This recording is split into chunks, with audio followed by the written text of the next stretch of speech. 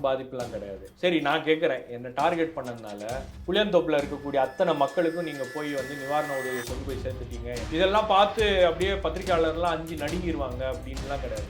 இதெல்லாம் பத்திரிகையாளர்கள் எவ்வளோ பேர் பார்த்துருக்காங்க. அந்த அரசாங்கத்துக்கும் கட்சிக்கும் வந்து ஒரு பெரிய டிஸ்டன்ஸ் அப்படின்றது. அரசாங்கம் என்ன செய்யுது அப்படின்றது கட்சிக்காரனுக்கு தெரியல, கட்சிக்காரங்க என்ன பண்ணுறாங்க அப்படின்றது தலைமைக்கு தெரியல. இதுதான் வந்து இதில் இருக்கக்கூடிய சிக்கல். மக்கள்லாம் அரசாங்கத்துக்கு மீது கோபமாக இருக்காங்க. இதெல்லாம் ஊடகங்கள் ரிப்போர்ட் பண்ணுது அப்படின்னா யார் அந்த ஊடகமோ அவனை தாக்கு, அவனை அடி, அவனை வாழவே விடக்கூடாது, அவனை தூங்கவே விடக்கூடாது, அவனை சாப்பிடவே விடக்கூடாது அப்படின்னு சொல்லிட்டு உட்காந்து மீன்பாடி வண்டியில் கொண்டு போய் தள்ளிட்டு போய் அவங்க ட்ரீட்மெண்ட் கொண்டு போகிறாங்க. அவங்களுக்கு தெரிஞ்ச ஹாஸ்பிட்டல் எது? அங்கே இருக்கக்கூடிய கவர்மெண்ட் ஹாஸ்பிட்டல். அந்த G3 போலீஸ் ஸ்டேஷனுக்கு பின்னாடி, புளியந்தோப்பு போலீஸ் ஸ்டேஷனுக்கு பின்னாடி ஒரு கார்பரேஷன் கிளினிக் இருக்குது, ஹாஸ்பிட்டல் இருக்குது. அந்த ஹாஸ்பிட்டலோடைய கேட்டு பூட்டி இருக்குது, டாக்டர் இல்லை, யாருமே இல்லைன்றாங்க. அந்த ஹாஸ்பிட்டலே டாக்டர் இல்லைன்னா அப்புறம் வேற எங்கே இருந்தாங்க அந்த டாக்டர்? எனக்கு புரியுது, இங்கே இருக்கக்கூடிய மக்களுக்கு புரியுது. இது அமைச்சருக்கும் அரசாங்கத்துக்கும் புரியலன்னா நான் என்ன சொல்றேன்? வணக்கம் பிரதர். வணக்கம். இப்போ 2021 வந்து திமுக அரசு பொறுப்பேற்றதற்கு பிறகு தொடர் சேலஞ்சஸ். அவங்களுக்கு வந்து கோவிட் வருது, அதுக்கு பிறகு இந்த மாதிரி சென்னையில் பெரிய மழைப்பொழிவு நடந்தது. அதில் வந்து சிஎம் உடைய ஆக்ஷன் அப்படின்றது ஒரு சிறப்பான ஆக்ஷனாக இருந்தது அப்படின்னு எல்லாருமே கங்க்ராச்சுலேட் பண்ணாங்க. சிஎம் எந்த ரூட்டில் வருவார்ன்றது அதிகாரிகளுக்கு தெரியாது. அதிகாரிகள் வந்து எப்பயுமே வந்து அலர்ட்டாக ஒரு பயந்த நிலையில் இருப்பாங்க. சிஎம் வந்து இதை கேட்பார் அப்படின்னு. அதிகாரிகளுடைய செலெக்ஷன் வந்து சரியாக இருந்தது அப்படின்னு பயங்கரமாக பாராட்டணும். நம்ம கூட பேசும்போது அதை நீங்கள் ஹைலைட் பண்ணி சொன்னீங்க. சிஎம் உடைய ரெஸ்பான்ஸ் வந்து என்னவா இருக்குன்றதை எல்லாருமே எதிர்பார்க்குறாங்க. சில இடங்களில் வந்து எம்எல்ஏ கவுன்சிலர் கூட வரல, ஆனால் வந்து சிஎம் வந்தார், எங்களை பார்த்தார் அப்படின்னு ஒரு பாசிட்டிவான இமேஜ் வந்து திரு மு.க. ஸ்டாலின் அவர்களுக்கு பில்ட் ஆச்சு. ஆனால் இது வந்து அதை விட மிகப்பெரிய ஒரு மழைப்பொழிவு, அப்புறம் வந்து பாதிப்பு அப்படின்றது பெரிய அளவில் இருக்குது. இப்போ இந்த நேரத்தில் சிஎம் வந்து சரியான வேலையை அவர் பண்ணாரா? எல்லா இடத்துக்கும் அவரால் போக முடிஞ்சதா? சிஎம்மை பொறுத்த வரைக்கும் எனக்கு தெரிஞ்சு வந்து எல்லா இடங்களுக்கும் போய் முதலமைச்சர் பார்வையிட முடியாது. அவரால் வந்து எந்தெந்த பகுதிகள்லாம் அதிக அளவு பாதிக்கப்பட்டிருக்கோ அந்த பகுதிகளுக்கெல்லாம் வந்து அவர் போய் பார்வையிட்டார். முதல்ல தென் சென்னை, அதுக்கப்புறம் வந்து கொளத்தூர், அதுக்கப்புறம் மைனாவரம், இந்த பகுதிகளெல்லாம் போய் பார்த்தார் அவர். ஆனால் என்ன பிரச்சனை இந்த வாட்டி அப்படின்னா, உங்களுக்கு பல இடங்களுக்கு இந்த அதிகாரிகளே வந்து ரொம்ப லேட்டாக தான் வந்தாங்க. குறிப்பாக நான் வந்து வடசென்னை பகுதிகளில் சொல்கிறேன். வடசென்னை அப்படின்னும் போது அதுலேயும் குறிப்பாக உங்களுக்கு வந்து இந்த கொருக்குப்பேட்டை, தண்டையார்பேட்டை, அதுக்கப்புறம் வந்து பெரம்பூர், புளியாந்தோப்பு, வியாசர்பாடி, இந்த பகுதிகளெலாம் வந்து தினக்கூலிக்கு போகின்றவர்கள். நீங்கள் வந்து அவங்களுக்கு வந்து ஒரு 4 நாள் வீட்டுக்குள்ளே தண்ணி இருக்குது அப்படின்னா கூட நாம் வந்து முதல் மாடியில் போய் உட்காந்து நம்ம வந்து சாப்பாடு கிடைச்சா போதும் அப்படின்ற நிலையெல்லாம் அவங்களுக்கு கிடையாது. அவங்களுக்கு வீட்டுக்குள்ளே தண்ணி வந்துருச்சுன்னா அவங்களுடைய வாழ்க்கை வந்து தெருவுக்கு வந்துடும். இதுதான் அங்கே இருக்கக்கூடிய நிலை. அப்போது அந்த நிலையை வந்து அவங்க ஒவ்வொரு வருடமும் சந்திச்சுட்டு இருக்காங்க அப்படின்னும் போது அந்த கோபம் அப்படின்றது இயல்பாக இருக்கும். பட் அந்த கோபத்தை வந்து தணிக்கக்கூடிய ஒரே விஷயம் என்னன்னா, அதிகாரிகள் போய் பார்க்கறது, கவுன்சிலர்ஸ் போய் பார்க்கறது, அமைச்சர்கள் போய் பார்க்கறது, அதுக்கப்புறம் வந்து அங்கே இருக்கக்கூடிய எம்எல்ஏக்கள் போய் பார்க்கறது, அங்கே இருக்கக்கூடிய கட்சிக்காரங்க தான் முதல்ல போய் உதவி கரம் நீட்டுவது. இது எதுவுமே நடக்கலை அப்படின்னும் போது அந்த மக்களுக்கு கோபம் அப்படின்றது நியாயமான கோபம். நீங்கள் ஒரு கட்சி வச்சுருக்கீங்க, கட்சிக்கு ஒரு கட்டமைப்பு இருக்குது, எங்கே போனாங்க எல்லாம்? ஒரு பேரிடர் வந்துருச்சுங்க. பேரிடர் வந்ததுக்கு பிறகு அந்த கட்சியில் இருக்கக்கூடிய ஆட்களே வந்து களத்துக்கு வரல அப்படின்னும் போது அப்போ முதல்ல நீங்கள் தானே வரணும். அதுக்கப்புறம் தான் வாலண்டியர்ஸ் வருவாங்க, மற்றவர்கள்லாம் வருவாங்க. முதல்ல அந்த ஒரு விஷயமே வந்து கட்சி சைட்லேருந்து நடக்கலை அப்படின்னும் போது நான் பல திமுக தலைவர்கள்ட்ட பேசுகிறேன். நம்ம ஆளுங்கள்லாம் வந்து முதல்ல ஒரு பிரச்சனைனா களத்தில் இறங்கிடுவாங்க. இந்த வாட்டி என்ன ஆச்சுன்னு தெரியல, எங்களுக்கே ரொம்ப சர்ப்ரைசிங்காக இருக்குது. வாலண்டியர்ஸ் இல்லை அப்படின்ற ஒரு நிலை அப்படின்றது உருவாச்சு. நான் இதை கண்கூட பார்த்துருக்கேன். நீங்கள் சொன்னீங்க இல்லையா, முதலமைச்சர் வந்து எல்லா பகுதிகளுக்கும் போக முடியுமா இல்லையா அப்படின்றது கேள்வி. 2021 என்ன நடந்துச்சு? முதலமைச்சர் கிளம்பிட்டாரு, அவர் எங்கே போவார் அப்படின்றது தெரியாது, அதனால நீங்கள் அலர்ட்டா இருங்க, எல்லா பகுதிகளையும் வேலை பாருங்க அப்படின்ற மாதிரி ஒரு வேலை அப்படின்றது கீழே நடந்துச்சு. இந்த வாட்டி அந்த மாதிரி ஒரு வேலையே வந்து ரொம்பவே அதில் ஒரு பெரிய சுணக்கம் அப்படின்றது இருக்குது. அப்போ இவங்க ப்ரிப்பேர் பண்ணதில் ஒரு பெரிய தவறு அப்படின்றது இருக்குது. அவங்களுடைய ப்ரிப்பரேஷன்லேயே ஒரு பெரிய கோளாறு அப்படின்றது இருக்குது. அது கோஆர்டினேஷனில் ஒரு பெரிய கோளாறு அப்படின்றது இருக்குது. நான் ஏற்கனவே சொன்னது போல் இது ஒரு டிபார்ட்மெண்ட் செய்யக்கூடிய வேலை கிடையாது. ஒரு 10 டிபார்ட்மெண்ட் வந்து இந்த வேலையை வந்து களத்தில் இருந்து பண்ணுவாங்க. அப்போ அந்த 10 டிபார்ட்மெண்ட்டுக்குள்ளேயும் ஒரு கோஆர்டினேஷன் இல்லை. நீங்கள் ஒரு ஒரு ஒரு உதாரணத்துக்கு சொல்லணும்னா, வியாசர்பாடியில் தண்ணி நிற்கும் அப்படின்றது தெரியும். வியாசர்பாடியில் எத்தனை போட்டை கொண்டு போய் அவங்க இறக்கி நிற்க வச்சுருந்தாங்க. புளியந்தோப்பில் தண்ணி நிற்கும் அப்படின்றது தெரியும். எத்தனை போட்டு போச்சு. 3வது நாள் தான் போட்டே அங்கே வருது. திருவொற்றியூரில் போட் போயிருக்கு அப்படின்னு நமக்கு நிறைய பேர் சொல்கிறாங்க. திருவொற்றியூரில் மீனவர்கள் இருக்கக்கூடிய பகுதி பக்கத்துலேருந்து போட்டை கொண்டு போய் நிற்க வச்சுருக்காங்க. மணலியில் அதே மாதிரி உங்களுக்கு சமையல் பண்ணி டிராக்டரில் தான் வந்து சாப்பாடு கொண்டு போய் உள்ளே கொடுக்க வேண்டிய ஒரு சூழல் அப்படின்றது இருக்குது. ஸோ இந்த மாதிரி பிரச்சனைகள் வந்து ஒவ்வொரு ஏரியாவுக்கும் ஒவ்வொரு விதமான பிரச்சனைகள். அப்போ அங்கே இருக்கக்கூடிய அதிகாரிகளுக்கும் அங்கே இருக்கக்கூடிய கட்சிக்காரங்களுக்கும் தான் தெரியும் இதை எப்படி ரிசால்வ் பண்ணுறது அப்படின்றது, இதை எப்படி ஹேண்டில் பண்ணுறது அப்படின்றது அவங்களுக்கு தான் தெரியும். எங்கே போனாங்க இவங்க முதல் 2 நாட்கள்? நீங்கள் முதல் 2 நாட்கள் தான் குரூஷல். ஒரு பேரிடர் வந்ததுக்கு அப்புறம் அந்த முதல் 2 நாட்களில் அந்த மக்களுக்கு என்ன உதவி போய் சேர்ந்துருக்கு அப்படின்றது தான் வந்து அந்த தண்ணி இறங்குதோ இல்லையோ இதை அவங்க ஞாபகம் வச்சுருப்பாங்க. வந்தாங்க, கட்சிக்காரங்க வந்தாங்க. ஏன்னா போகக்கூடிய இடங்கள்லாம் சொன்னது என்னன்னா, நான் திமுகவுக்கு தாங்க ஓட்டு போட்டேன், ஆனால் பாருங்க என் நிலைமை பாருங்க அப்படின்றாங்க. நிறைய பேர் இந்த 3வது நாள் சாப்பாடு கொண்டு போய் கொடுத்தாங்க கவுன்சிலர் சார்பில். அந்த சாப்பாடை கூட வாங்க மறுத்துட்டாங்க. காரணம் வந்து முதல் 2 நாள் நீங்கள் எங்கே போனீங்க, இப்போ இந்த சாப்பாடை கொண்டு வந்து தரீங்க, அங்கே செத்தமா இல்லையான்றது கூட நீங்கள் பார்க்கல அப்படின்ற ஒரு வருத்தம் இருந்தது. என்னுடைய கேள்வி என்னன்னா, இப்போ 2015 வந்து ஒரு விஷயம் சொல்லப்பட்டது, கம்யூனிகேஷன் கேப் இருந்தது சிஎம்க்கும் அதிகாரிகளுக்கும், அதனால செம்பரம்பாக்கம் ஏரியை வந்து திறந்து விட்டாங்க அப்படின்னு. அதே மாதிரியான ஒரு கம்யூனிகேஷன் கேப் வந்து 2023 இருந்ததா? கண்டிப்பாக இருக்கும், கண்டிப்பாக இருக்கும். ஏன்னா அது கம்யூனிகேஷன் மட்டும் இல்லை, கோஆர்டினேஷன்லேயே ஒரு பெரிய சுணக்கம் அப்படின்றது இருந்துச்சு. அது என்னால் கண்கூட பார்க்க முடிஞ்சு. நீங்கள் சவுத் சென்னைக்கு ஒரு ப்ரையாரிட்டி கொடுத்து நீங்கள் எல்லா ரிசோர்ஸஸையும் அங்கே மூவ் பண்ணுறீங்க. ஒரு திமுக கட்சிக்காரரு எனக்கு மெசேஜ் பண்ணுறாரு, வட சென்னையை வந்து பாருங்கள், வட சென்னையை வந்து பாருங்கள் அப்படின்னு சொல்லிட்டு எனக்கு தொடர்ந்து மெசேஜ் பண்ணிருக்காரு. அப்புறம் நான் வட சென்னையில் தான் சார் இருக்கேன் அப்படின்னு அவர்கிட்ட சொல்கிறதுக்கு கூட என்கிட்ட வந்து சிக்னல் இல்லை. அங்கே அவர் கம்யூனிகேட் பண்ணுறது கூட என்கிட்ட சிக்னல் இல்லை. பட் என்னன்னா அவர் என்ன சொன்னார்னா, ஒரு மெசேஜ் அவர் போடுறாரு, அவர் சொல்கிறாரு இந்த மாதிரி வந்து all resources have been diverted to central Chennai and south Chennai, வட சென்னையை கண்டுக்கல. அப்போ அந்த அளவுக்கு வந்து ஒரு பிளானிங்கில் ஒரு ஒரு கோளாறு இருக்குது அப்படின்னா அது யார் காரணம்? அதிமுக ஆட்சி காலத்தில் கூட 2017 வர்தா சைக்ளோன் பெரிய பாதிப்பு. ஏன்னா அது அந்த பாதிப்பு மழையை விட அதிகமாக உங்களுக்கு அந்த காற்றுனால ஏற்பட்ட பாதிப்பு அப்படின்றது பல இடங்களில் அது இருந்துச்சு. பல இடங்களில் வந்து மின்சாரம் துண்டிப்பு அப்படின்றது கிட்டத்தட்ட ஒரு 24 to 48 hours. மக்கள் புரிஞ்சுக்கிட்டாங்க, மக்களுக்கு தெரியும் இந்த அளவுக்கு ஒரு மோசமான ஒரு பேரிடர் நாங்கள் சந்திச்சிருக்கோம் அப்படின்றத புரிஞ்சுக்கிட்டாங்க. அதே மாதிரி உங்களுக்கு வந்து கஜா புயலில் பெரிய அடி நாகப்பட்டினம் ரீஜனல்லாம். பட் இமீடியட்டாக வந்து கட்சிக்காரங்க போய் எதுவும் ஹெல்ப் பண்ணல அப்படின்ற கோபம் தான் அந்த மக்களுக்கு அதிகமாக இருந்துச்சு. அதே மாதிரி ஒரு விஷயம் நான் வந்து இந்த ஃப்ளட்டில் என்னால் பார்க்க முடிஞ்சிச்சு. சவுத் சென்னையில் பல பகுதிகளில் வந்து அவங்க ரிலீஃப் ஷெல்டர்ஸ்க்கு பல பேர் மூவ் பண்ணாங்க, அங்கே சாப்பாடு கொடுத்தாங்க, எல்லாம் பண்ணாங்க. நார்த் சென்னையில் அந்த விஷயம் அப்படின்றது ரொம்பவே கம்மியாக நடந்துச்சு. 3வது நாள் 4வது நாள் தான் அது ஆரம்பிக்குது. நான் 7ஆம் தேதி காலையில் தான் வந்து நாமக்கல் மாவட்டத்திலேருந்து திமுகவினர் வந்து இந்த ரிலீஃப் மெட்டீரியல் தான் எடுத்துகிட்டு வந்து ஒரு இடத்துல வச்சு அங்கேருந்து டிஸ்ட்ரிபியூட் பண்ணி மணலி மற்ற பகுதிகளுக்கெல்லாம் வந்து கொடுக்க ஆரம்பிச்சிருக்காங்க. திருவொற்றூர், மணலி மற்ற பகுதிகளெலாம் கொடுக்குறாங்க. அதுக்கு முன்னாடி எந்த விதமான ஒரு ஆக்டிவிட்டியும் கீழே இல்லை. நான் கேட்குறேன், மற்ற மாவட்டங்கள்லேருந்து எவ்வளோ திமுகவினர் வந்து சென்னைக்கு வந்து உதவி பண்ணாங்க? அதை பார்த்தீங்களா நீங்கள் எங்கேயாச்சும்? மற்ற மாவட்டத்திலேருந்து இவங்க கொண்டு வந்தாங்க, ஒர்க் ஃபோர்ஸை கொண்டு வந்தாங்க. எப்போ கொண்டு வந்தாங்க? ரொம்ப லேட்டாக தான் கொண்டு வந்தாங்க. மற்ற மாவட்டத்திலேருந்து கொண்டு வரக்கூடிய அந்த முடிவு அப்படின்றது கூட பாதிப்பு ஏற்பட்டதுக்கு பிறகுதான் அவங்க எடுக்கிறாங்க. அந்த முடிவு இவங்க முன்னாடியே எடுத்திருக்க வேண்டியது தானே.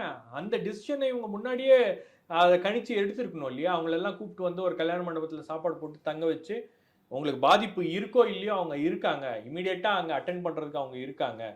நான் கேட்குறேன், உங்களுக்கு பல இடங்களில் இவங்க சொல்லிட்டு இருந்தாங்க, நாங்கள் வந்து மெடிக்கல் டீம்ஸ் எல்லாம் வந்து ஸ்டாண்ட் பையில் நிற்க வச்சுருக்கோம் அப்படின்னு. மெடிக்கல் டீம்ஸ் நீங்கள் ஆம்புலன்ஸோட ஸ்டாண்ட் பையில் நிற்க வச்சுருக்கலாம். இவ்வளோ தண்ணி வந்ததுக்கப்புறம் அந்த ஆம்புலன்ஸ் அந்த தண்ணியில் போகக்கூடிய ஒரு வாய்ப்பு இல்லை. அப்போ அந்த மெடிக்கல் டீம்ஸை ஏன் நீங்கள் வந்து ஃபயர் அண்ட் ரெஸ்கியூ சர்வீஸ் டிபார்ட்மெண்ட்டோ அல்லது SDRFோடையோ அட்டாச் பண்ணி அவங்கள நீங்கள் வைக்கல? இதெல்லாம் பல்வேறு விதமான கோளாறுகள் இருக்குது. பல இடங்களில் வந்து இந்த பிரச்சனைகள் அப்படின்றது நம்மளால் கண்கூட பார்க்க முடியுது. அந்த கோஆர்டினேஷனில் அவ்வளோ பெரிய ப்ராப்ளம் அப்படின்றது. நீங்கள் NDRF டீம்ஸை வந்து முன்கூட்டியே ஸ்டேஷன் பண்ணி வச்சுருவாங்க. ஒரு NDRF டீம்ஸ் வராங்க, ஒன்றிய அரசாங்கம் வந்து இவ்வளோ NDRF டீம்ஸை வந்து நாங்கள் இந்த புயலுக்கு அனுப்புகிறோம் அப்படின்னா அது ஒரு இடத்துல மட்டும் அவங்க வந்து தங்க வைக்கப்பட மாட்டாங்க. எந்தெந்த இடத்துலலாம் பெரிய அளவுக்கு பாதிப்பு இருக்கோ, பாதிப்பு ஏற்படக்கூடிய அபாயம் இருக்கோ, எல்லா இடங்களுக்கும் ஈக்குவலா டிஸ்ட்ரிபியூட் பண்ணி அனுப்பிச்சுருவாங்க. நீங்க ஒண்ணும் கிடையாதுங்க. நீங்க வந்து எவாக்குவேஷன் அப்படின்றதே வந்து வயதானவர்கள மட்டும் தான் பண்ணுவாங்க. வயதானவர்கள் யாருக்கு உடம்பு முடியலையோ, நீங்க யோசிச்சு பாருங்க. அங்க வந்து ஒரு ப ப ஃபர்ஸ்ட் டே புயல் அடிச்சு 4ஆம் தேதி புயல் அடிக்குது. 5ஆம் தேதி பெரம்பூர் பேரக்ஸ் ரோட்ல புல்டோசர்ல டயாலிசிஸ் பேஷண்ட்லாம் வச்சு கூப்பிட்டு வராங்க. புல்டோசர்ல. ஏன்னா அந்த வண்டி தான் முடியுது அந்த தண்ணீல. அப்போ அந்த இடத்துல ஒரு எஸ்டிஆர்எஃப் டீம் இருந்திருந்தா அந்த போட்ல வந்து இவங்கள ரெஸ்க்யூ பண்ணி கூப்பிட்டு வந்திருக்கலாம். அப்போ அந்த பிரிப்பரேஷன்லாம் எங்க போச்சு? ஏன் அதை தவற விட்டார்கள்? அப்படின்ற கேள்விகள்லாம் இருக்கு.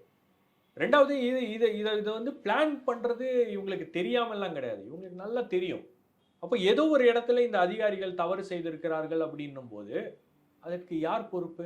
இப்போ மக்களை சந்திக்கும் போது இரஸ்பெக்டிவ் ஆஃப் பார்ட்டிஸ் வந்து நம்ம திமுக, அதிமுக அப்படின்லாம் பார்க்காம, நான் திமுக காரன் தாங்க, ஆனால் வந்து யாருமே வந்து பார்க்கலங்க எங்களை அப்படின்றது தான் அவங்களுடைய இனிஷியல் கோபமாக இருந்தது. நம்ம எடுத்த நிறைய பேட்டிகளில் இந்த கோபத்தை தான் பதிவு பண்ணுறாங்க. 3 நாளாக யாருமே எங்கள் பக்கம் வரலங்க, எந்த அதிகாரியும் வரல, கவுன்சிலர் வரல, எம்எல்ஏ வரல அப்படின்ற ஒரு கொந்தளிப்பு வந்து அவங்கள்ட்ட இருந்து பார்க்க முடிந்தது. மக்கள்கிட்ட இருந்த ஒரு முன்னெச்சரிக்கை வந்து அரசுகிட்ட இல்லை அப்படின்னு நீங்கள் நினைக்கிறீங்களா?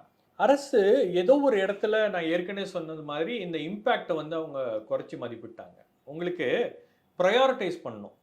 இப்போ ஒரு புயல் வருது அப்படின்னா, எந்த பகுதிகள்லாம் வந்து தாழ்வான பகுதிகள், எந்த பகுதிகள்ல பிரச்சனை இருக்கு அப்படின்றதெல்லாம் வந்து அரசாங்கத்துக்கு தெரியாம ஒண்ணும் கிடையாது. ஏன்னா, அரசாங்கம் வந்து இந்த விஷயத்த வந்து ஒவ்வொரு வருடமும் அவங்க ஹேண்டில் பண்றாங்க.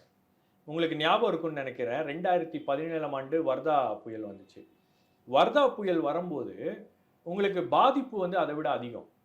ஏன்னா, வர்தா புயல் வரும்போது உங்களுக்கு எலக்ட்ரிசிட்டி பல இடங்கள்ல வந்து பெரிய பிரச்சனையா போச்சு. அதுக்கப்புறம் ஃபோன் கனெக்ஷன் உங்களுக்கு அந்த சிக்னல்ஸ்லாம் வந்து ரெஸ்டோர் ஆகுறதுக்கே கிட்டத்தட்ட 24 to 48 ஹவர்ஸ் ஆச்சு. மரங்கள் நிறைய விழுந்துருந்தது. மரங்கள் நிறைய விழுந்துச்சு. நிறைய இடத்துல வந்து செல்போன் டவர்லாம் வந்து டேமேஜ் ஆயிருந்துச்சு அப்படின்ற ஒரு பிரச்சனை அப்படின்றது இருந்துச்சு. பட் இந்த புயல்ல வந்து காற்றுடைய அழுத்தம் என்பது அவ்வளவு இல்ல. வர்தா புயலோட கம்பேர் பண்ணா இல்ல. ஆனால் உங்களுக்கு பல இடங்கள்ல வந்து அந்த நெட்வொர்க் கனெக்ஷன் இல்ல. இதெல்லாம் வந்து அந்த மக்களுடைய கோபத்துக்கு ஒரு காரணமா இருக்கு. ஏன்னா அவங்க ஃபோன் பண்ணா, நம்ம யாரையாச்சும் ஃபோன் பண்ணி உதவிக்காச்சும் கூப்பிடலாம் அப்படின்னும்போது, அது கூட அவங்களால பண்ண முடியல அப்படின்னும்போது, அவங்க எதிர்பார்க்கக்கூடிய விஷயம் என்ன? இம்மீடியட்டா நம்மளுடைய தொகுதியில, நம்மளுடைய பகுதியில இருக்கக்கூடிய கவுன்சிலர் நம்மள வந்து ஏன் பார்க்கல?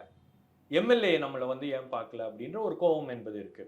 இன்னொன்னு என்ன பண்ணுவாங்கன்னா, இந்த புயல் வரதுக்கு முன்னாடியே அந்த பிரிகாஷனரி மெஷர்ஸ் அப்படின்னு சொல்லுவாங்க. நாங்கள் வந்து புயலை சந்திப்பதற்கு தயாராக இருக்கிறோம். அந்த புயலுடைய தாக்கத்தை எதிர்கொள்வதற்கு தயாராக இருக்கிறோம் அப்படின்லாம் தொடர்ந்து அரசாங்கத்திலேருந்து பேசிட்டு இருப்பாங்க. நீங்க முன்னெச்சரிக்கை நடவடிக்கை அப்படின்றது வெறும் ஸ்டார்ம் வாட்டர் ட்ரெயின் அமைக்கிறது கிடையாது. ஸ்டார்ம் வாட்டர் ட்ரெயினை நாங்கள் தூர்வாரிட்டோம்.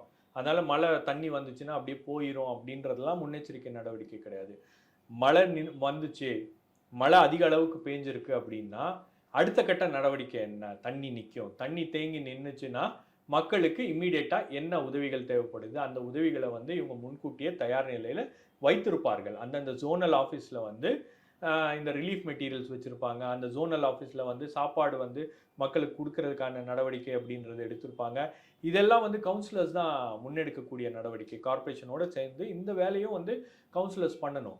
அது பண்ணல. உங்களுக்கு பல இடங்கள்ல போன இடங்கள்ல வந்து அவங்க கேட்டது என்னன்னா, எங்களுக்கு 2 நாளா சாப்பாடு இல்ல. எங்களால சமைக்க முடியல. வீட்டுக்குள்ள தண்ணி வந்துருச்சு. பொருட்கள நாங்க வாங்கி வைக்கல. எங்களால சாப்பிட முடியல அப்படின்னும்போது, அந்த விஷயத்த வந்து இம்மீடியட்டா அட்ரஸ் பண்ணியிருக்கணும் அப்படின்ற ஒரு கோரிக்கை அப்படின்றது வந்து நியாயமான கோரிக்கை அது. ஏன்னா அவங்ககிட்ட எதிர்பார்ப்புலாம் ஒண்ணும் கிடையாது. மழை அதிகமா பெஞ்சிருக்கு எங்களுக்கும் புரியுது. தண்ணி நிக்கும். இந்த தண்ணி இறங்குறதுக்கு 2 நாள் ஆகும், 3 நாள் ஆகும். ஆனா எங்களுக்கு ஒரு பிஸ்கட் பாக்கெட் குடுத்தாங்களா? எங்களுக்கு ஒரு தண்ணி பாட்டில் கொண்டு வந்து கொடுத்தாங்களா? ஒரு பிரெட் கொண்டு வந்து கொடுத்தாங்களா? ஒரு அரிசி கொடுத்தாங்களா? இதை முதல் 2 நாட்கள்ல இவங்க பண்ணியிருந்தாங்கன்னா, அரசாங்கம் இதற்கான நடவடிக்கை எடுத்திருந்தால் இந்த கோபம் அப்படின்றது மக்கள் மத்தியில இருந்திருக்காது. அதை செய்ய தவறிவிட்டார்கள் அப்படின்னு தான் நான் பார்க்குறேன். இப்போ தென் சென்னை அப்படின்னு நம்ம எடுத்துக்கிட்டோம்னா, அது வந்து வீட்டுக்கு வெளியே தண்ணி நிற்கும் மழை பெஞ்சது அப்படின்னா. வட சென்னையை பொறுத்தவரையில் வீட்டுக்குள்ளேயே தண்ணி வந்துடும். இந்த முறை வந்து சாக்கடை தண்ணியும் சேர்ந்து வீட்டுக்குள்ளே வந்ததுனால மக்களுடைய இயல்பு வாழ்க்கைன்றதுன்றது வீட்டுக்குள்ளே வந்து அவங்க எந்த இடத்துல தூங்குறதுன்னு தெரியல. நிறைய பேர் என்ன சொன்னாங்கன்னா, நாங்கள் வந்து தூங்காமே வந்து 2 நாள் நின்றுட்டு இருந்தோம் வீட்டுக்குள்ளே அப்படின்லாம் சொன்னாங்க. நிறைய பேர் குழந்தைகள் வச்சுட்டு இருந்தவங்க சிரமப்பட்டாங்க. வயதானவர்கள் சிரமப்பட்டாங்க, மாற்றுத்திறனாளிகள் சிரமப்பட்டாங்கன்னு ஒவ்வொரு கதையாக சொல்கிறாங்க. கேட்கும்போது நமக்கே அழுகு வந்துடும் போல், அந்த அளவுக்கு அவருடைய சோகங்கள் அப்படின்றது இருக்குது. அப்போ அரசு வந்து சரியாக ப்ரையாரிட்டைஸ் பண்ணுறதுல வந்து மிஸ்டேக் பண்ணிட்டாங்கன்னு நினைக்கிறீங்களா? கண்டிப்பா எனக்கு தெரிஞ்சு வந்து உங்களுக்கு நார்த் சென்னையை வந்து முதல் 2 நாட்கள் எந்த விதமான ஒரு நடவடிக்கையும் வந்து அவங்க எடுக்கல. அந்த நடவடிக்கையை எடுத்திருந்தா கூட அதை துரிதப்படுத்தி இருக்க வேண்டும். நீங்க நடவடிக்கை எடுத்து அங்க போய் பார்க்கிறது அப்படின்றது வேற. பட் அவங்களுக்கு என்ன தேவை அப்படின்றது ஒண்ணு இருக்குல்ல. இப்ப இந்த மாரி ஒரு டிசாஸ்டர் வந்திருக்கு. இந்த மாரி வந்து ஒரு 3 அடி 4 அடி தண்ணி வந்து வீட்டு வாசல்ல நிக்குது அப்படின்னும்போது, அவங்களுக்கு இம்மீடியேட் தேவை என்ன? நான் பல வாலண்டியர்ஸ்ட்ட பேசினேன். அந்த முதல் 2 நாள் வந்த ரிக்வெஸ்ட் என்ன தெரியுமா? பல வாலண்டியர்ஸ்ட்ட கேட்கும்போது, சாப்பாடு, தண்ணி, பால். இந்த 3 விஷயங்களுக்கு தான் வந்து அதிகமான ரிக்வெஸ்ட் வந்திருக்கு. அதுக்கப்புறம் தான் 3வது, 4வது நாள், 5வது நாள் தான் வந்து எங்களுக்கு போர்வை வேணும், எங்களுக்கு பாய் வேணும் படுக்கிறதுக்கு. அதுக்கப்புறம் எங்களுக்கு வந்து துணி மாத்துறதுக்கு எங்களுக்கு வந்து நைட்டி வேணும், எங்களுக்கு வந்து சானிட்டரி நாப்கின்ஸ் வேணும் அப்படின்றது அது 2ஆம் கட்ட விஷயங்கள். அதெல்லாம் வந்து அடுத்தது தான் வந்துச்சு. முதல் விஷயம் என்னன்னா, சாப்பாடு கூட எங்களுக்கு வந்து யாரும் குடுக்கல அப்படின்ற ஒரு கோவம் என்பது அவங்களுக்கு இருக்கு. ஏன்னா வீட்டுக்குள்ள நீங்க சொன்ன மாரி வட சென்னை பகுதிகள்ல தான் நான் முக்காவாசி ரிப்போர்ட் பண்ணேன். தென் சென்னைக்கு நான் ஒரு ஒரு சில இடங்கள் தான் போனேன். தென் சென்னையில வந்து நான் ஒரு கார்ப்பரேஷன் ஆஃபீஸர்ட்ட கேட்குறேன். என்ன சார் அப்போ இந்த வாட்டி வந்து பெரிய டேமேஜ் வந்து பெருங்குடி, ஆவடி, அதுக்கப்புறம் வந்து முடிச்சூர் இந்த பகுதிகள்ல தான் இருக்கா அப்படின்னா, அவரு சொன்னது என்னன்னா, இந்த பகுதிகளுக்கெல்லாம் மீடியா போய் நீங்க வந்து பாதிப்ப காமிக்கிறீங்க. அதனால அந்த பாதிப்பு தெரியுது. வட சென்னைக்குலாம் எந்த மீடியாவும் போல. அதனால வட சென்னையில இருக்கக்கூடிய பாதிப்பு எதுவுமே பதிவாகல. இப்போ உதயநிதி பற்றி பேசும்போது அவர் வந்து களத்தில் நின்னாரு. முக்கியமான ஒரு இன்ஃப்ளூயன்சர்ஸை சோஷியல் மீடியாவில் இருக்கக்கூடியவர்களை வச்சு எப்படி இந்த ரிலீஃப் மெட்டீரியல்ஸை வந்து மக்கள்கிட்ட கொண்டு போய் சேர்க்கலாம் அப்படின்ற ஒரு பாயிண்ட் ஆஃப் வியூவில் வந்து அவர் வந்து செயல்பட்டாருன்னு அப்படின்னு சொல்கிறீங்க. ஆனால் பொதுவாகவே வந்து உதயநிதி வந்து ப்ரெஸ்ட்டை பேசும்போதும் கூட அவர் வந்து மக்கள் கோபமாக இருக்காங்கன்றத அவர் அக்செப்ட் பண்ணிக்கிறார். மக்கள் கோபமாக தாங்க இருக்காங்க அப்படின்றத அவர் அக்செப்ட் பண்ணிக்கிறார். அமைச்சர்கிட்ட இருக்கக்கூடிய அந்த ஏற்றுக்கொள்ளக்கூடிய தன்மை மற்றவர்கள்ட்ட ஏன் இல்லைன்னு நினைக்கிறேன், கட்சிக்காரங்கள்ட்ட? ஏன்னா அந்த அரசாங்கத்துக்கும் கட்சிக்கும் வந்து ஒரு பெரிய டிஸ்டன்ஸ் அப்படின்றது இருக்கு. அரசாங்கம் என்ன செய்யுது அப்படின்றது கட்சிக்காரனுக்கு தெரியல. கட்சிக்காரங்க என்ன பண்றாங்க அப்படின்றது தலைமைக்கு தெரியல. இதுதான் வந்து இதுல இருக்கக்கூடிய சிக்கல். உங்களுக்கு ஒரு அரசாங்கத்துடைய பிளான் இதுதான், ஒரு அரசாங்கத்துடைய திட்டம் இதுதான். நான் என்ன யோசிக்கிறேன்னா, நம்ம ஆட்சியில இருக்கோம், நம்ம ஆளுங்கட்சி, வெள்ளம் வந்தாலும் புயல் வந்தாலும் அரசாங்கம் பார்த்துக்கும், கார்ப்பரேஷன் பார்த்துக்கும் அப்படின்னு சொல்லிட்டு கட்சிக்காரங்கள்லாம் வந்து இவ்வளோ பிரச்சனை இருக்கும்போது கூட ரொம்ப அசால்ட்டாக இருந்துட்டாங்க. அதுதான், நீங்கள் அரசாங்கம் இன்னைக்கு வரும் நாளைக்கு போவோம், ஆனால் கட்சி அப்படின்றது எப்பவுமே நிரந்தரம் தானே. நீங்கள் அந்த ஏரியாவில் தானே இருக்கணும், அந்த ஏரியாவில் தான் நீங்கள் அரசியல் பண்ணணும், அந்த ஏரியாவோட மக்களுடைய ஆதரவு தானே உங்களுக்கு தேவை. அப்போ அந்த எண்ணம் அப்படின்றது கட்சிக்காரங்க கிட்ட இல்லை, கீழே இருக்கக்கூடிய கவுன்சிலர்கிட்ட இல்லை, எம்எல்ஏ கிட்ட இல்லை. அதனால தான் இவ்வளவு பிரச்சனை. நீங்க அரசாங்கம் அப்படின்றத நம்பி கட்சிக்காரங்கெல்லாம் வந்து ரொம்ப அசால்ட்டா இருந்துட்டாங்க. இது திமுக வந்து இன்ட்ரோஸ்பெக்ட் பண்ணும். இப்போ இந்த விஷயங்கள் அரசாங்கத்துக்கு ஒரு கெட்ட பேர் வருது, மக்கள்லாம் அரசாங்கத்தின் மீது கோபமா இருக்காங்க, இதெல்லாம் ஊடகங்கள் ரிப்போர்ட் பண்ணுது அப்படின்னா யார் அந்த ஊடகமோ அவனை தாக்கு, அவனை அடி, அவனை வாழவே விடக்கூடாது, அவனை தூங்கவே விடக்கூடாது, அவனை சாப்பிடவே விடக்கூடாது அப்படின்னு சொல்லிட்டு உட்கார்ந்து இங்க ஒரு ரவுடிசம் வந்து ஆன்லைன்ல ஒரு கும்பல் பண்ணிட்டு இருக்கு. இதெல்லாம் பார்த்து அப்படியே பத்திரிகையாளர்லாம் அஞ்சு நடுங்கிடுவாங்க அப்படின்லாம் கிடையாது. இதெல்லாம் பத்திரிகையாளர்கள் எவ்வளோ பேர் பார்த்துருக்காங்க. அதையும் தாண்டி இங்கே ரிப்போர்ட் தான் பண்ணிட்டு இருக்காங்க. அதை தொடர்ந்து பண்ணிட்டு தான் இருப்பாங்க. அதில் யாருக்கும் வந்து அப்படியே பயந்து போய் ஒடுங்கி போயிடலாம் கிடையாது. இன்னைக்கு கட்சியிலையும் அரசாங்கத்திலையும் இருக்கக்கூடிய பிரச்சனையை வந்து அந்த தலைமை தான் வந்து அதை சரியா பண்ணணும். 2021 முதலமைச்சர் மு க ஸ்டாலின் எந்த ஏரியாவுக்கு போவாரு அப்படின்னு தெரியாது. எல்லாமே அலர்ட்டா இருந்தாங்க, ஒரு பயம் இருந்துச்சு. இப்போ அந்த பயம் எங்க போச்சு? இப்போ ஏன் கட்சிக்காரங்க அந்த பயம் இல்லை? ஏன்னா நடவடிக்கை எடுக்க மாட்டாங்க. அதிகாரிக்கு ஏன் இந்த பயம் இல்லை?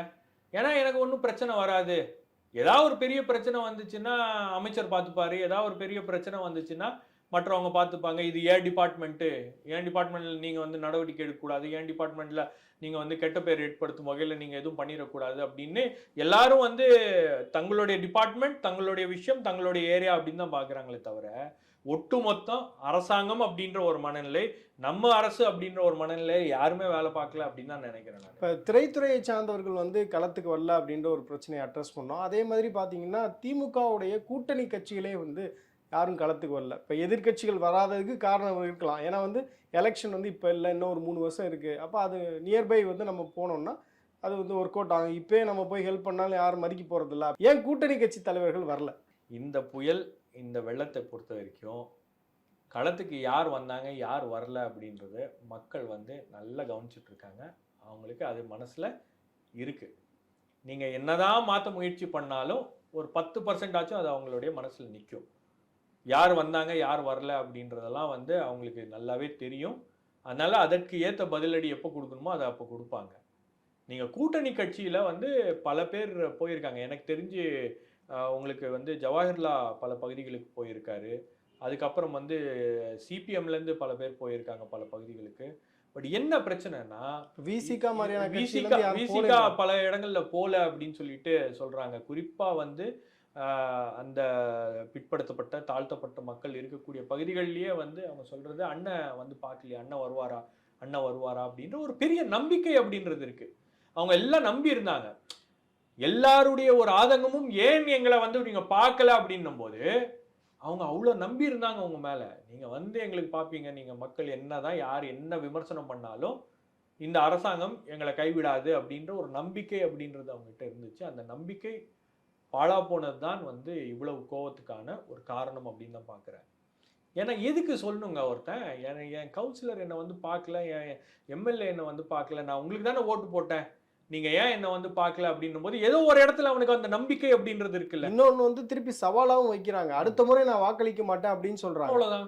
அதானே அதான் அவங்க இதெல்லாம் கொடுக்கக்கூடிய பார்த்து பதிலடி. அரசு பயப்படணும். மக்கள் வந்து இப்படி இல்ல ரியாக்ட் அந்த பண்றாங்க. பயம் எல்லாம் போயிருச்சுங்க. கட்சிக்காரனுக்கு என்னன்னா, நாங்க காசு குடுத்தா நீங்க ஓட்டு போட போறீங்க.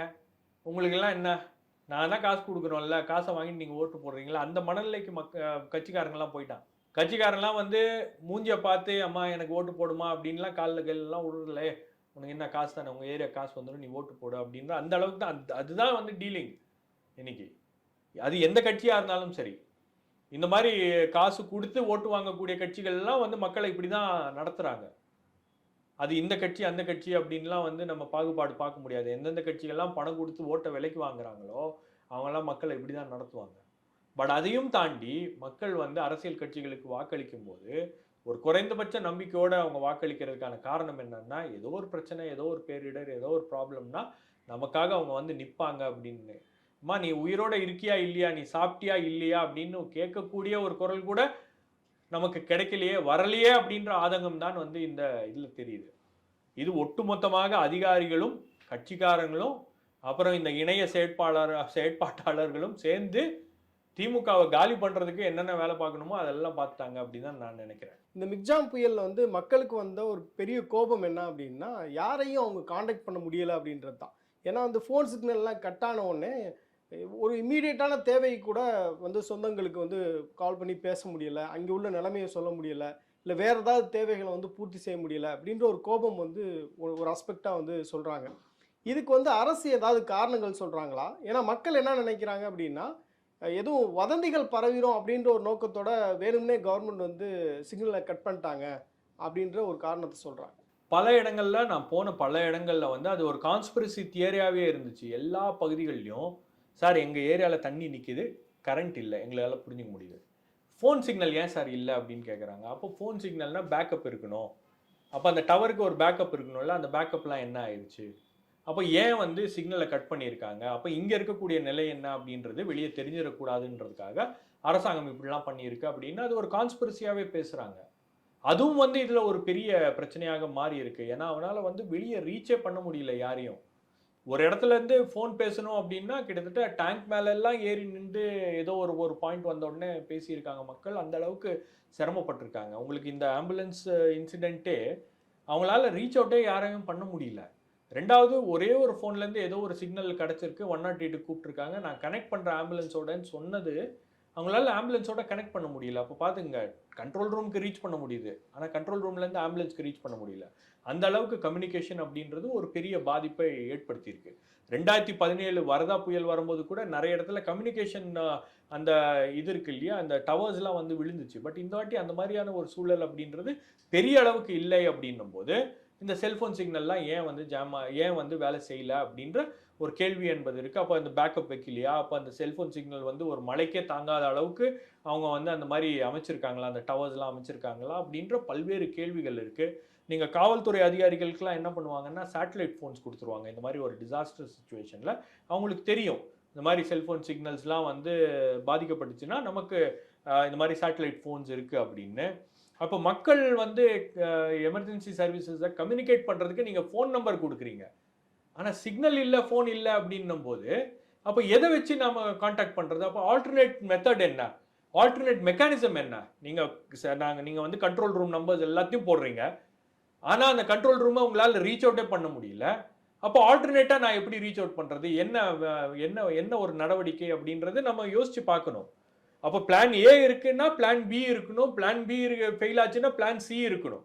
அப்போ ஒரே ஒரு பிளானை மட்டும் நம்பியே நாம வந்து டிசாஸ்டரை மேனேஜ் பண்றோம் அப்படின்ற அளவுக்கு நம்ம போனோம்னா இந்த மாதிரியான பிரச்சனைகள் எல்லாம் வந்து நம்மளால சமாளிக்க முடியாது.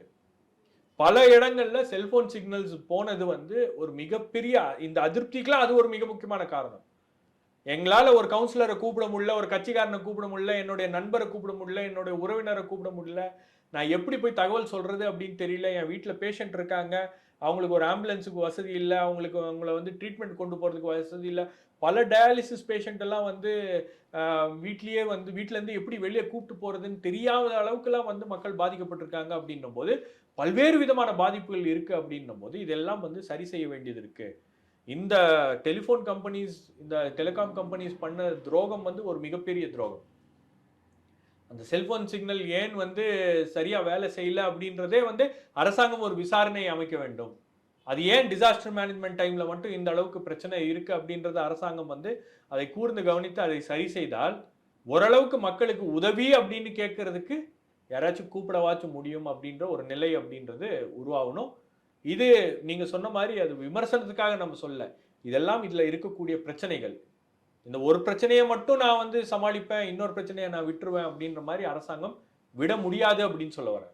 இப்போ பர்சனலாக உங்களுக்கே கூட வந்து நிறைய அட்டாக் இருந்தது. நீங்கள் வந்து களத்துக்கு போய் ஒரு செய்தியை சேகரிக்கிறீங்க, அதில் வந்து ஒரு எக்ஸ்க்ளூசிவிட்டி இருக்குது, அதில் வந்து மனித உரிமை மீறல் இருக்குது அப்படின்றத வந்து ஒரு செய்தியாளர் பார்வையில் நீங்கள் பார்க்குறீங்க, அதை வந்து செய்தியாக்குறீங்க. அதை பற்றி பேசும்பொழுது இவர் வந்து பொய் செய்தியை பரப்புகிறார், அதாவது அந்த ஒரு செய்தி அப்படி ஒன்று நம்ம அரசினுடைய கவனத்துக்கு கொண்டு வர்றோம், அதில் என்ன தவறுன்னு பார்த்து அதை சரி செய்வதை விட்டு அந்த செய்தியை சேகரித்த நபரை வந்து டார்கெட் பண்ணி அதை வந்து திமுகவுடைய ஐடிவிங்கெல்லாம் சேர்ந்து அவரை டார்கெட் பண்ணுறது அப்படின்றது ஒரு மோசமான ஒரு செயல். இப்போ பர்சனலாக இந்த ஆன்லைன் அட்டாக் அப்படின்றது, திமுகவுடைய அட்டாக்ன்றது எந்த அளவுக்கு உங்களை பாதிச்சுது? எனக்கு ஒன்றும் பாதிப்புலாம் கிடையாது. என்னன்னா உங்களுக்கு வந்து இந்த மாதிரி ஒரு பேரிடர் சமயத்தில் நாம் வந்து ஒரு முக்கியமான ஒரு பேச்சு பொருளாக மாறிட்டோமே அப்படின்ற வருத்தம் தான். இப்போ எனக்கு வந்து என்ன டார்கெட் பண்ணதுனால யாருக்கு என்ன பிரயோஜனம் சொல்லுங்கள்? சரி, நான் கேட்குறேன், என்னை டார்கெட் பண்ணதுனால புளியந்தோப்பில் இருக்கக்கூடிய அத்தனை மக்களுக்கும் நீங்கள் போய் வந்து நிவாரண உதவியை கொண்டு போய் சேர்த்துட்டீங்க, என்னை டார்கெட் பண்ணதுனால நீங்கள் அதை அச்சீவ் பண்ணியிருக்கீங்க அப்படின்னா வரவேற்கிறேன், பெருமையான விஷயம். எனக்கு அதை பற்றி என்னை டார்கெட் பண்ணதுனாலலாம் எனக்கு எந்த கவலையும் கிடையாது. அது என்னை எந்த விதத்துலையும் வந்து நான் செய்யக்கூடிய வேலையிலேருந்து என்னை தடுக்காது. நாம் போகிறோம், மக்களுடைய பிரச்சனை என்ன, மக்கள் படக்கூடிய அவதி என்ன, அவங்களுக்கு எங்களால் என்ன உதவி பண்ண முடியுமோ அந்த உதவிகள்லாம் வந்து நாமளும் வந்து ஒரு பக்கத்துலேருந்து கோஆர்டினேட் பண்ணிருக்கோம். இப்போ என்னுடைய எடிட்டர் தன்யா ராஜேந்திரன் ஒரு பக்கம் நாம் ரிப்போர்ட்டிங் பண்ணிட்டு இருக்கோம், இன்னொரு பக்கம் சென்னை கேர்ஸ் அப்படின்ற ஒரு வாலண்டியர் குரூப்பை வச்சு எங்கெங்கெல்லாம் வந்து உங்களால் வந்து உதவிகளை கொடுக்க முடியுமோ அதெல்லாம் வந்து அவங்க பண்ணிட்டு இருக்காங்க, நாமளும் பண்ணிட்டு இருக்கோம். நாம் அதிகாரிகள்கிட்ட பேசுகிறோம்.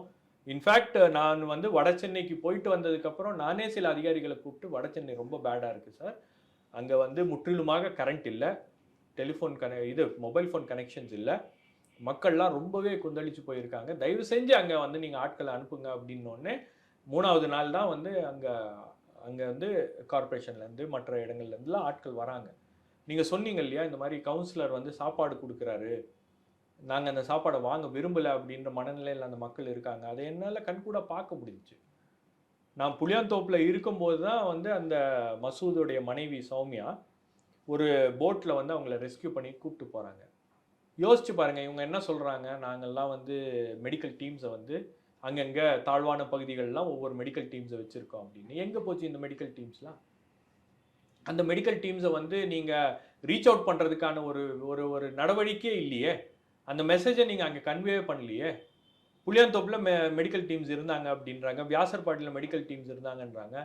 அப்போ அந்த கன்னிகாபுரத்தில் நடந்த அந்த நிகழ்வில் அந்த இன்சிடெண்ட்டை ஏன் எந்த மெடிக்கல் டீமும் போய் ரீச் ஆக முடியல அவங்களால? அப்போ எந்த இடத்துல இந்த பிரச்சனைகள் இருக்கு அப்படின்றதெல்லாம் அவங்க சரி பண்ணணும் இல்லையா? நான் இன்னொரு ஸ்டோரி பண்ணியிருந்தேன். அதுதான் வந்து மேபி கோவத்தை ஏற்படுத்தியிருக்கலாம். அம்மா உணவகம் 2015ஆம் ஆண்டு ஃப்ளட்டா இருக்கட்டும், அதுக்கப்புறம் 2017 இந்த சைக்ளோனா இருக்கட்டும், அதுக்கப்புறம் வந்த எல்லா பேரிடர் காலங்கள்லயும் அல்லது மழைக்காலங்கள்லயும் அம்மா உணவகத்துல வந்து சாப்பாடு ஃப்ரீயா குடுப்பாங்க. வேற எங்க சாப்பாடு கிடைக்கலன்னா கூட இந்த அம்மா உணவகம்னு ஒண்ணு இருக்கு. அங்க சாப்பாடு கிடைக்கும் அப்படின்றது அவனுக்கு குறைந்தபட்சம் தெரியும். எப்படி போணுமாச்சும் அங்க தெரியும். அவனுக்கு தண்ணி இருந்தா கூட அங்க போய் வாங்கிட்டு வந்து வீட்ல இருக்கிறவங்களுக்கு சாப்பாடு குடுக்கலாம். நீங்க அங்க இந்த பகுதி மக்கள் வியாசர்பாடியில இருந்து புரஷவாக்கம் டவுட்டன் இருக்கு இல்லையா? அந்த சிக்னல் வரைக்கும் வராங்க. பொருட்கள வாங்குறதுக்கு, பால் வாங்குறதுக்கு, அதுக்கப்புறம் அரிசி வாங்குறதுக்கு. அவங்க சொல்றாங்க ஒரு பாலுடைய விலை வந்து ரூ. 80. ஒரு அரிசி 1 கிலோ விலை வந்து ரூ. 70லேருந்து ரூ. 80 இருக்கு. ஒரு தண்ணி கேன் இருக்கு இல்லையா? அந்த தண்ணி கேன் அதுவே வந்து ரூ. 200ன்றாங்க. அதுக்கப்புறம் அந்த பாட்டில் தண்ணி இருக்கும் இல்லையா? பேக்டு ட்ரிங்கிங் வாட்டர் ஒரு ட்ரே. அந்த ட்ரே உடைய விலை வந்து ரூ. 500. எனக்கு வந்து பேட்டிலாம் குடுத்துருக்காங்க. இதெல்லாம் வந்து ஒரு ரூ. 100 கூட இருக்காது சார். இதெல்லாம் ரூ. 500க்கு விக்கிறாங்க சார். நாங்க என்ன பண்றது சார்? நாங்கலாம் பாதிக்கப்பட்டுருக்கோம். நாங்கலாம் என்ன என்ன எங்க போறது? நான் இன்னொன்னு கேட்கிறேன். இந்த இந்த ஒரு ஒரு ஆம்புலன்ஸ் கிடைக்காம, ஒரு ஒரு ஒரு ஒரு பிரெக்னன்ட் வுமன வந்து மீன்பாடி வண்டியில கொண்டு போய் தள்ளிட்டு போய், அவங்க ட்ரீட்மென்ட்க்கு கொண்டு போறாங்க. அவங்களுக்கு தெரிஞ்ச ஹாஸ்பிட்டல் எது? அங்க இருக்கக்கூடிய கவர்ன்மெண்ட் ஹாஸ்பிட்டல். அந்த G3 போலீஸ் ஸ்டேஷனுக்கு பின்னாடி, புளியந்தோப்பு போலீஸ் ஸ்டேஷனுக்கு பின்னாடி ஒரு கார்ப்பரேஷன் கிளினிக் இருக்கு. ஹாஸ்பிட்டல் இருக்கு. அந்த ஹாஸ்பிட்டலுடைய கேட் பூட்டி இருக்கு. டாக்டர் இல்ல, யாருமே இல்லன்றாங்க. அந்த ஹாஸ்பிட்டல்லயே டாக்டர் இல்லன்னா, அப்புறம் வேற எங்க இருந்தாங்க அந்த டாக்டர்ஸ்? நீங்க சொல்றீங்க இல்லையா? நாங்க 500 டாக்டர், 800 டாக்டர நாங்க வந்து அங்கங்க நிறுத்தி வச்சிருக்கோம் அப்டின்றீங்க இல்லையா? அப்ப அந்த ஹாஸ்பிட்டல்ல ஏன் டாக்டர் இல்ல? அப்ப இதெல்லாம் வந்து இதுல இருக்கக்கூடிய கேள்விகள். அவங்களால புரிஞ்சுக்க முடியுது. சார் ஆமா சார் தண்ணி இருக்கு. எங்களால எல்லாம் புரிஞ்சுக்க முடியுது சார். அப்புறம் பிரைவேட் ஹாஸ்பிட்டல் கூட்டிட்டு போறாங்க. அந்த பிரைவேட் ஹாஸ்பிட்டல்ல ட்ரீட்மெண்ட் பார்க்க மாட்டோம் அப்டின்னோனே, அங்க பக்கத்துல இருக்கிற ஒரு காவல்துறை அதிகாரி வந்து அவங்கள ட்ரீட்மெண்ட் குடுங்க அப்டின்னு சொல்லிட்டு ட்ரீட்மெண்ட்ட குடுக்குறாங்க. குழந்தை ஆல்ரெடி இறந்துருச்சு. ட்ரீட்மெண்ட் குடுக்குறாங்க. அதுக்கப்புறம் அந்த ட்ரீட்மெண்ட்ட குடுத்துட்டு ரூ. 2500 அந்த பிரைவேட் ஹாஸ்பிட்டல் வந்து வாங்கியிருக்கு. ஆனா அரசு சொல்லக்கூடிய காரணங்கள் வந்து அவங்க திருப்பி திருப்பி ஜஸ்டிஃபை பண்ணறதுக்கு முயற்சி பண்றாங்க. எல்லாருமே ஜஸ்டிஃபை பண்றாங்க. தவறுகளை ஏற்றுக்கொள்ள மாட்றாங்க. ஏன்னா அவர் வந்து இப்ப மாசு வந்து ஒரு பேட்டி குடுக்குறாரு. வீட்லயே வந்து அவங்க பிரசவம் பார்க்க ட்ரை பண்ணியிருக்காங்க. அதனால தான் குழந்தை இறந்து போனது அப்படின்றார். அந்த மாதிரியான சூழ்நிலைக்கு தள்ளினது யாரு? அன்னைக்கு வந்து மிகப்பெரிய அளவுல மழைப்பொழிவு. அதெல்லாம் சரியாக செய்வதற்கு உங்கள்ட்ட பிளான் இருந்ததுன்னா, அவங்க ஏன் வீட்ல பண்ண போறாங்க பிரசவத்த? உங்களுக்கு புரியுது. எனக்கு புரியுது. அங்க இருக்கக்கூடிய மக்களுக்கு புரியுது. இது அமைச்சருக்கும், அரசாங்கத்துக்கும் புரியலன்னா நாம என்ன சொல்றது? எல்லாரும் வந்து பேசுறாங்க. ஒரு ஆம்புலன்ஸ் கிடைக்காம சரியான நேரத்துல ஒருத்தங்களுக்கு மருத்துவ உதவி கிடைக்கல அப்படின்னா, அது யாருடைய கோளாறு? அது எப்படி நீங்க வந்து அந்த ஃபேமிலிய ப்ளேம் பண்ண முடியும்? அந்த மசூத் அப்படின்ற அந்த நபருக்கு ஒண்ணும் தெரியாது. அவரு கல்லு உடைக்கிறாரு. அவருக்கு தினம் தினம் வேலைக்கு போனா தான் அவருக்கு காசு. ஐ திங்க் இந்த என்டையர் ட்ராமால வந்து அவருக்கு என்ன நடக்குதுன்னே தெரிஞ்சிருக்காதுன்னு நெனைக்கிறேன். ஏன்னா, உங்களுடைய பேட்டிக்கு பிறகு இன்னொரு பேட்டி வருது. இப்ப அந்த பேட்டிய பத்தி இன்னைக்கு சமூக வலைதளங்கள்ல பேசுறாங்க. அவர் ஒரு தனிநபரா இதெல்லாம் யோசிச்சு பார்த்தாரு அப்படின்னா, நம்மள வச்சு என்னடா பண்ணிட்டு இருக்காங்க அப்படின்ற ஒரு பெரிய ஒரு கேள்வி அவருக்கு அட் தி வர்றதுக்கான எண்ட் ஆஃப் த வாய்ப்பு. டே யாருங்க பாதிக்கப்பட்டது? அவர் தான் பாதிக்கப்பட்டிருக்காரு. அவரு தான் பாதிக்கப்பட்டார். அவரு அவரால வந்து அழுவக்கூட முடியல. நான் அவர்ட்ட முதல்ல பேசும்போது, அவர் எல்லாத்தையும் என்கிட்ட சொல்ட்டாரு. அழுவ முடியல அவரால. ஏன்னா, அந்த அளவுக்கு வந்து அந்த கடந்த 24, 48 மணி நேரம் அப்படின்றது அவருடைய வாழ்க்கையில ரொம்பவே ஒரு மோசமான காலகட்டமா இருந்திருக்கு. அங்க இருக்கக்கூடிய பகுதி மக்கள்லாம் சொல்றாங்க, "நாங்க தான் சார் கூப்ட்டு போனோம்.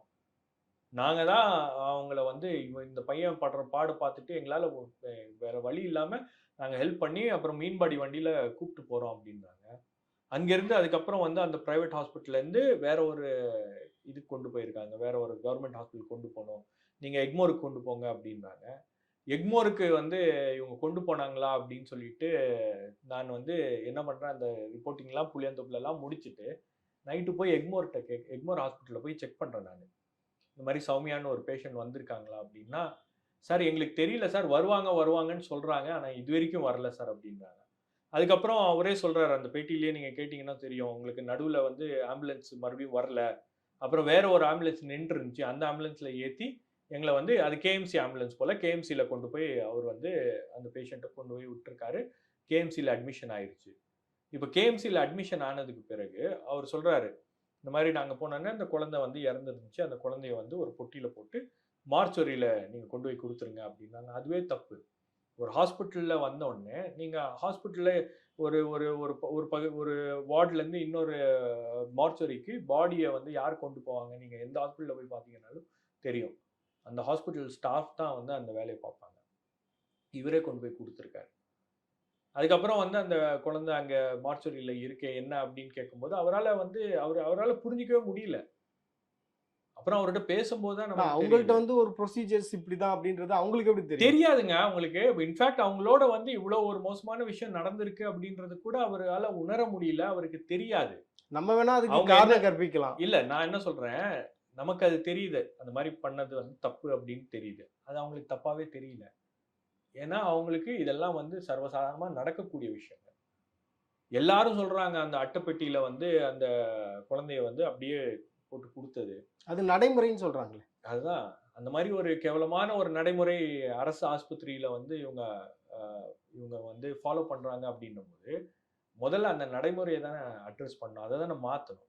மசூத்த குடுத்த உடனே ஆம்புலன்ஸ்ல அத வச்சுட்டு, கன்னிகாபுரத்தில இருக்கக்கூடிய அந்த முஸ்லீம் பரியல் கிரவுண்டுக்கு கொண்டு வராங்க. நானும் அங்க போயிருந்தேன்.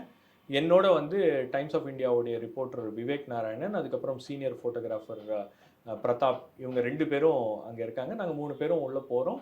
போகும்போது போன உடனே சின்ன குழந்தை அப்படின்றதுனால இம்மீடியட்டா அவங்க வந்து அந்த குழிய தோண்டிடுறாங்க. தோண்டுன உடனே தமுமுக ஆட்கள் தான் இருக்காங்க அங்க. அவங்க வந்து அந்த எடுத்து புதைச்சிடலாம் அப்படின்னு சொல்லிட்டு அந்த டப்பாவை ஓப்பன் பண்ண உடனே அவர் அப்படியே ஷாக் ஆயிட்டு, ஐயோ என்னது இப்படி இருக்கு?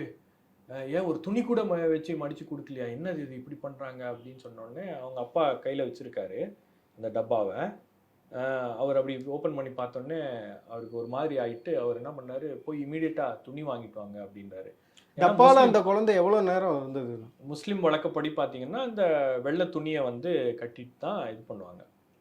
அப்போ அந்த தகப்பன் வந்து அந்த டப்பாவ புடிச்சுட்டே இருக்காரு.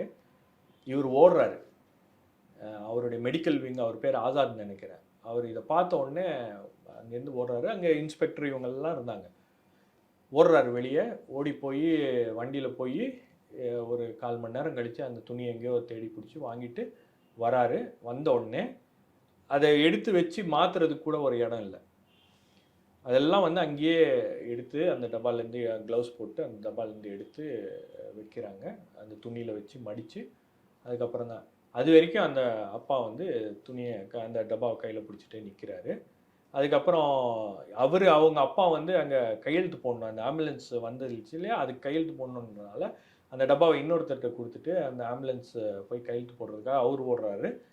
அப்போ அந்த டப்பால வச்சுட்டே உட்காந்துட்டுருக்காங்க. அந்த படங்கள்லாம் இருக்கு. அந்த படங்கள்லாம் நம்ம வந்து அங்க இருந்ததுனால நமக்கு தெரியும். என்ன நடந்துச்சு. அந்த போலீஸ் கூட அங்க இருந்தாங்க. போலீஸ் ஐஎஸ் கூட அங்க இல்ல இருந்தாங்க. டப்பால எவ்வளவு நேரம் குழந்தைய வச்சுட்டு இருந்தாரு அவரு? கிட்டத்தட்ட ஒரு 3/4 மணி நேரம் அவர் வச்சிருப்பாருன்னு நினைக்கிறேன். அங்கேயே இருந்து அது முடியிற வரைக்கும் கூடயே இருந்து அதுக்கப்புறம் தான் வெளிய வந்தாங்க. அப்போ இந்த அளவுக்கு அதாவது இந்த இந்த விஷயம் அப்படின்றது வந்து ஆ ஒரு அங்க அரசு ஹாஸ்பிட்டல்லேருந்து அத குடுக்குறாங்க அப்படின்னும்போது, அவங்க அப்பா வந்து 2வது நாள் சொல்றாரு, இந்த மாரி ஒரு பதற்றத்தில அவரு குடுத்துட்டாங்க அப்படின்னு. அவர் மேல எவ்வளோ பிரஷர் வந்திருக்கு அப்படின்றது நமக்கு தான் தெரியும். அப்போ ஒரு ஒரு ஹாஸ்பிட்டல்ல இருக்கக்கூடிய ஒரு டாக்டரோ அல்லது சீனியரா இருக்கக்கூடிய ஒரு அதிகாரியோ யாராச்சும் போய் அந்த இது என்ன அப்படின்றத பார்த்து, ஏன்னா அது ஊடகத்துல வந்திருக்கு, ரிப்போர்ட் ஆயிருக்கு. இந்த மாதிரி ஒரு துயரமான ஒரு சம்பவம் நடந்திருக்கு அப்படின்னும்போது, குறைந்தபட்சம் அத ஃபெசிலிட்டேட் பண்றதுக்கு கூட யாரும் ஒருத்தர் முன் வரல அந்த ஹாஸ்பிட்டல்ல இருந்து அப்படின்னும்போது, அப்ப இது ஒரு தவறு நடந்திருக்கிறது அப்படின்றத கேஎம்சியே ஒத்துக்கிறாங்க. அப்ப கேஎம்சி வந்து விசாரணை எல்லாம் போட்டிருக்காங்க, ஒத்துக்கிறாங்க. நான் என்ன கேட்கிறேன், உண்மையிலேயே வந்து அங்க சஸ்பெண்ட் பண்ணப்பட்டிருக்கணும் அப்படின்னா, அந்த பன்னீர்செல்வம் அப்படின்ற மார்ச்சுவரி அதிகாரிலாம் சஸ்பெண்ட் பண்ணியிருக்கக்கூடாது. அந்த டீனை சஸ்பெண்ட் பண்ணியிருக்கணும். அந்த ஆர்எம்ஓவை சஸ்பெண்ட் பண்ணியிருக்கணும். ஏன்னா இந்த அளவுக்கு ஒரு ஒரு ஒரு ஒரு முக்கியமான ஒரு கேஸ் வருது அப்படின்னும்போது அதை இப்படியா ஹேண்டில் பண்ணுறது? அப்போ இங்கே மருத்துவத்துறையில் உங்களுக்கு இதெல்லாம் வந்து ரிப்போர்ட் ஆன விஷயங்கள், ரிப்போர்ட் ஆகாத எவ்வளோ விஷயங்கள் வந்து மருத்துவத்துறையில் நடக்குது இன்னைக்கு. அப்போ இதெல்லாம் மூடி மறைக்கிற வகையில் தான் வந்து பலரும் பேசுகிறாங்க. இது வழக்கமான நடைமுறை, இப்படி தான் கொடுப்பாங்க. நான் என்ன கேட்குறேன், ஒரு அட்டைப்பெட்டியில் தான் நீங்கள் போட்டு கொடுப்பீங்கன்னா, அதுக்குன்னு ஒரு அட்டைப்பெட்டி உங்களால் கொண்டு வர முடியாதா என்ன? பிரிட்டானியா பிஸ்கெட் போடுறது, இல்லை வேற ஏதாவது கீழே இருக்கக்கூடிய அட்டைப்பெட்டிலையா நீங்கள் போடுவீங்க? அப்போ இதை எப்படி நம்ம ஏற்றுக்கிறது?